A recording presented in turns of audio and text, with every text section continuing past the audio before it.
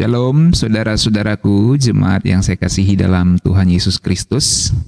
Dalam beberapa waktu ke depan saya akan berbicara di Zoom dan saya mau bawakan seri ini ya, Doa Bapa Kami. Dan pada saat ini saya akan mengajak kita untuk melihat satu sisi dari doa Bapa Kami dalam kalimat Bapa Kami yang di sorga. Saya percaya nanti saudara mendengar ini ada penajaman hal yang baru ya. Mungkin intinya sederhana, tetapi pasti ada perspektif yang saudara-saudara akan dapatkan yang baru ya, mengenai doa Bapa Kami ini. Kenapa saat itu Tuhan sampaikan seperti itu ya.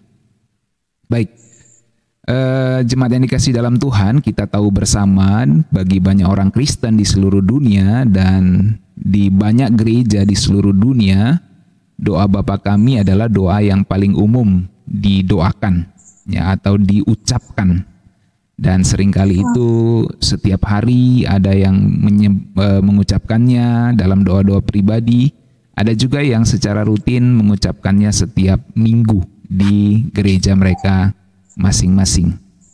Dan doa Bapa Kami ini sangat penting untuk kita pahami ya. Nah, menarik sekali kalau kita mengajukan pertanyaan, misalnya bagaimana kita memulai doa. Maka doa Bapa Kami itu memberikan jawabannya. Sebab awal suatu doa itu sangat penting, saudara-saudara. Sama seperti sebuah kalimat, itu awal kalimat itu sangat penting ya. Karena hal tersebut mengatur nada dan konteks untuk semua yang mengikutinya. Jadi misalnya seorang pengkhotbah katakan shalom, nah itu mengatur nada dan konteks, artinya ini akan ada damai sejahtera, berita damai sejahtera gitu ya. Jadi ketika kita mengatakan Bapa Kami yang di sorga, itu mengatur nada dan konteks untuk semua yang mengikutinya. Dalam hal ini doa Bapa Kami, di dalam doa Bapa Kami Tuhan Yesus menginstruksikan atau memerintahkan atau memberikan pesan yang berupa perintah kepada para pengikutnya untuk memulai dengan bentuk sapaan yang sangat akrab, yang sangat intimate, yang sangat intim, yang sangat dekat, yaitu Bapa Kami yang di sorga. Nah, saudara-saudara, ini yang saya sebutkan perspektif yang mungkin baru bagi saudara terkait dengan situasi politik saat itu. Mengucapkan Bapa Kami yang di sorga itu adalah cara yang sangat berani dan signifikan untuk memulai doa. Mengapa seperti itu? Mari kita lihat latar belakangnya. Saudara-saudara, memulai doa dengan memanggil Allah sebagai Bapa itu menunjukkan dimensi relasional kita sebagai anak-anaknya. Dalam hal ini kita adalah bagian dari keluarga Allah. Jadi saat kita memanggil Allah sebagai Bapa di dalam doa pembukaan kita, kita sedang mengakui dimensi relasional kita, bahwa kita anak-anaknya. Dan kita adalah bagian dari keluarganya Bapa di sorga. Doa Bapa Kami menunjukkan adanya sifat kekeluargaan, bahkan keintiman dalam hubungan dengan Allah. Dan hubungan ini berjalan dua arah, antara Bapa dan anaknya.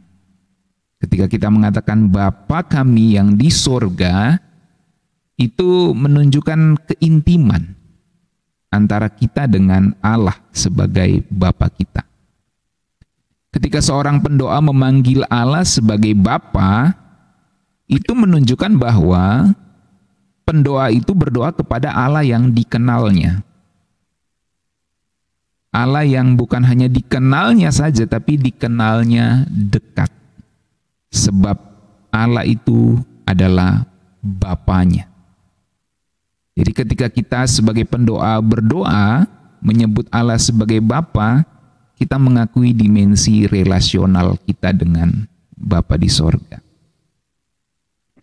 Pada saat yang sama, doa Bapa Kami menunjukkan bahwa doa ini tidak individualistis, sebab ada kata kami di situ.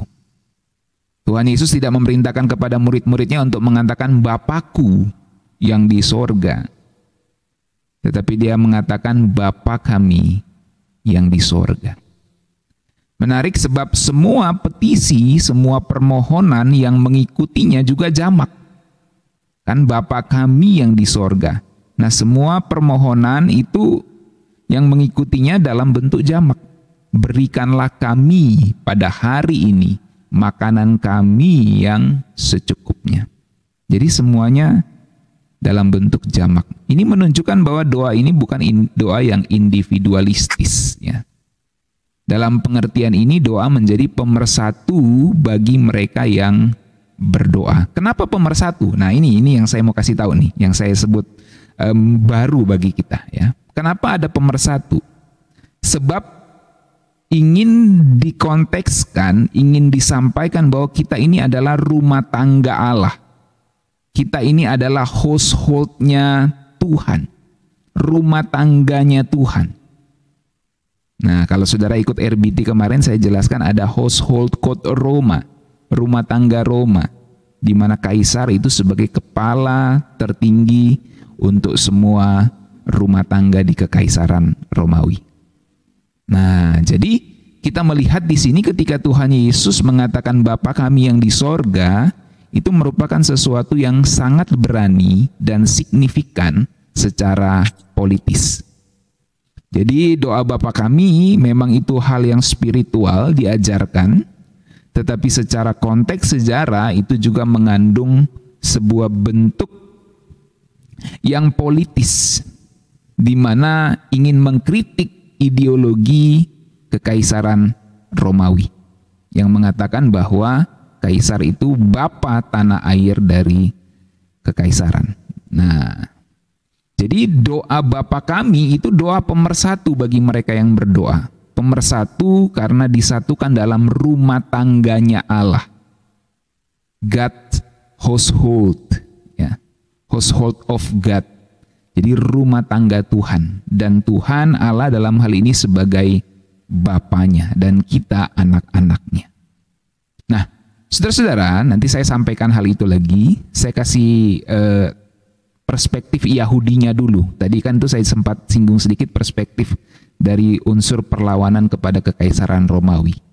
Nah, sekarang perspektif Yahudinya. Banyak teks Yahudi itu membayangkan Allah sebagai orang tua ilahi atau bapa dari orang-orang Yahudi. Kita temukan itu dalam teks-teks Perjanjian Lama. Misalnya dari kitab Keluaran ketika berbicara kepada Musa, Allah berkata seperti ini dalam Keluaran 4 ayat 22 sampai 23a. Maka engkau harus berkata kepada Firaun, beginilah firman Tuhan, Israel ialah anakku. Jadi memang ada dimensi relasional antara Allah dengan umat perjanjiannya.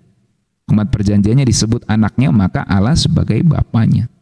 Anakku yang sulung, sebab itu aku berfirman kepadamu, biarkanlah anakku itu pergi supaya ia beribadah kepadaku. Beberapa mazmur berbicara kepada raja keturunan Daud sebagai anak Allah. Jadi ini mazmur mesianis, ya, yang menubuatkan tentang Kristus.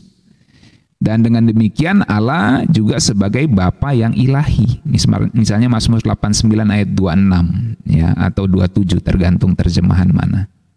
Dia pun akan berseru kepadaku, Bapakku engkau, Allahku dan gunung batu keselamatanku. Nah, ini Yesus yang berbicara, tapi ini kan nubuatan mesianis yang disampaikan oleh pemazmur. Tapi ini seperti dia seolah-olah anak Allah sang Mesias itu yang berbicara. Jadi itu namanya mazmur mesianis. Dia pun akan berseru kepadaku, Bapakku engkau, Allahku dan gunung batu keselamatanku. Aku pun juga akan mengangkat dia menjadi anak sulung, menjadi yang maha tinggi di antara raja-raja bumi. Aku akan memelihara kasih setiaku bagi dia untuk selama-lamanya dan perjanjianku teguh bagi dia. Jadi nampak sekali dimensi relasional antara Allah dengan anak-anaknya. Bapa dan anak-anaknya. Nah, bahasa Bapa untuk Allah juga muncul dalam kitab para nabi. Dalam hal ini Nabi Yeremia 31 ayat 9. Dengan menangis mereka akan datang, dengan hiburan aku akan membawa mereka. Aku akan memimpin mereka ke sungai-sungai di jalan yang rata di mana mereka tidak akan tersandung sebab aku telah menjadi bapa Israel. Efraim adalah anak sulungku. Jadi jelas ada dimensi bapa anak di sini. Nah, sekarang dalam konteks Kekaisaran Romawi saat Tuhan Yesus berjalan di muka bumi saat itu, ya. Dalam konteks Kekaisaran Romawi abad pertama, gelar bapa juga merupakan gambaran kekaisaran. Kaisar sering disebut sebagai bapak negara atau bapak tanah air. Nah, di Indonesia juga kan ada istilah gitu ya. Bapak bangsa, ya. Bapak negara atau bapak tanah air. Itu kekaisaran, itu kaisar, ya.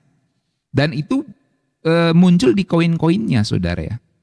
Di koin, tulisan-tulisan itu dan di banyak prasasti dari Kekaisaran Romawi. Ya. Artefak-artefak itu menunjukkan itu, bahwa memang kaisar itu diakui sebagai bapak negara atau bapak tanah air. Bahkan ini menjadi klaim kekaisaran yang utama yang menggambarkan identitas kaisar Romawi dan perannya yang beragam dalam kaitannya dengan rakyatnya. Jadi kaisar itu sebagai bapak. Dalam hal ini kekaisaran adalah sebuah rumah tangga, household, sebuah rumah tangga di mana penduduknya harus berperilaku seperti anak-anak yang patuh kepada bapak mereka, sang kaisar. Nah, ya kan? Makanya ada pesan-pesan para rasul, hormati kaisar. Ya, dalam batasan tidak melanggar imanmu. Gitu. Karena memang kaisar itu kepala rumah tangga di Kekaisaran Romawi. Nah, ketika Tuhan Yesus mengajarkan doa Bapa kami, maka perspektif baru yang bisa kita dapatkan adalah bukan cuma soal spiritual, rohani, bukan cuma dimensi relasional seperti orang Yahudi yang mempunyai relasi, dia anak-anaknya dan Allah adalah Bapanya, bukan hanya dimensi itu, tapi ada dimensi politis juga di situ. Di mana Tuhan Yesus sedang ingin mengkritik ideologi Kekaisaran Romawi ini. Ya. Dia meniru lalu mengkritiknya dari perspektif ini, saudara ya. Bahwa Bapa yang tertinggi itu bukan kaisar. Itu Tuhan Yesus kira-kira mau ngomong gitu. Tetapi Bapa yang di sorga. Makanya lokasinya jelas juga. Di sorga, bukan Bapa yang di Roma. Bukan Bapa yang di pohon, di sungai, di patung-patung. Bukan di kota Roma. Tetapi di sorga, dan sorga itu bicara Ouranos, di tempat yang tinggi, ya, sesuatu yang ada di atas. Nah, sehingga doa Tuhan Yesus itu menunjukkan aspek otoritas, bukan cuma aspek relasional, tetapi ada aspek otoritas tertinggi di situ. Nah, dengan mengajak pendengar berdoa kepada Allah sebagai Bapa, maka bahasa doa Tuhan Yesus itu meniru sekaligus mengkritik ideologi Kekaisaran Romawi. Seperti yang saya sampaikan tadi. Dalam hal ini Tuhan Yesus mau kita mengerti bahwa seluruh dunia, yaitu kerajaan Allah ini, sebagai bagian dari rumah tangga Allah. Dan kritik Tuhan Yesus itu jelas ketika ia mengatakan Bapa kami yang di surga. Nah, jadi kita ini anak-anaknya, kita bagian dari rumah tangga, household-nya Allah, saudara. Kita ini anggota rumah tangga Allah. Dan Allah adalah Bapa kita yang tertinggi. Dan Tuhan Yesus sedang membandingkan itu dengan kaisar yang dianggap sebagai Bapa tanah air saat itu. Dan itu mengkritik keras secara politis saat itu, saudara ya. Makanya tadi di awal saya bilang, formula itu adalah formula yang berani dan signifikan. Karena itu akan bertentangan dengan ideologi Kekaisaran Romawi. Meskipun orang Yahudi terkadang memanggil Allah sebagai Bapanya seperti yang diajarkan dalam PL, tetapi gerakan yang dilakukan oleh Tuhan Yesus sebagai putra Yahudi yang kemudian dianggap sebagai sekte baru kekristenan itu sangat luar biasa. Bapa kami yang di sorga. Nah, dengan mengajak pendengar berdoa kepada Allah sebagai Bapa, ini sudah sama tadi ya. Nah, di dunia kuno, saudara-saudara, sifat kebapaan tidak hanya menyampaikan soal otoritas. Ya. Seorang bapak itu tidak hanya mendirikan dan memerintah rumah tangga, tetapi seorang bapak juga akan menyediakan dan melindungi rumah tangganya itu, dan idealnya mencintai dan merawat semua yang ingin menjadi bagian dari rumah tangganya itu. Jadi baik budak juga akan dilindungi, dipelihara oleh tuannya. Artinya dalam otoritas, dalam tanggung jawab tuannya. Tuannya mau pukul dia, mau siksa dia, mau kasih penghargaan dan lain-lain, itu terserah tuannya. Ya. Jadi dalam hal ini semua yang dibawa naungannya, baik istri, anak, budak, dan semua orang yang berada di dalam naungan rumah tangga sang bapak, itu pasti akan disediakan kebutuhannya, dilindungi, dicintai, dan dirawat. Secara umumnya seperti itu. Jadi memang di dunia kuno itu bapak itu bukan cuma bicara otoritas saja, tapi bicara care. Bukan cuma bicara authority, tapi bicara care. Bicara providen, pemeliharaan, ya. Bicara penyediaan, ya. Jadi itulah Bapa. Nah, itu sebabnya ketika Tuhan Yesus mengajar kita memanggil Allah sebagai Bapa kami yang di sorga di dalam doa, kita diajar bukan hanya mengakui dimensi relasional kita yang intim dengannya. Kita bukan menyembah Allah yang tidak dikenal, kita menyembah Allah yang dikenal, yang intim dengan kita. Dan Tuhan Yesus juga mau kita mengakui Allah adalah otoritas tertinggi sebab dia di sorga, bukan di pohon, bukan di sungai, bukan di kota Roma. Bukan di mana-mana yang dianggap tempat bersemayamnya roh-roh yang agung itu bagi pemikiran orang dunia kuno. Tapi dia ada di sorga, di tempat yang maha tinggi. Itu bicara otoritasnya yang tertinggi. Dan ketika Bapa dalam kapasitasnya, otoritasnya yang tertinggi itu, pasti akan menyediakan kebutuhan anak-anaknya, mencintai anak-anaknya, dan pasti melindungi anak-anaknya. Dan itu sebabnya isi doa Tuhan Yesus itu jelas. Bapa kami yang di sorga, dikuduskanlah namamu, datanglah kerajaanmu, jadilah kehendakmu di bumi seperti di sorga. Berikanlah kami pada hari ini apa? Makanan kami yang secukupnya, kebutuhan. Ya. Dan ampunilah kami akan kesalahan kami seperti kami juga mengampuni orang yang bersalah kepada kami. Bicara mencintai, care, pengampunan di situ. Ya. Lalu lepaskanlah kami daripada yang jahat, bicara perlindungan. Karena engkaulah yang punya kuasa dan kerajaan, otoritas, saudara.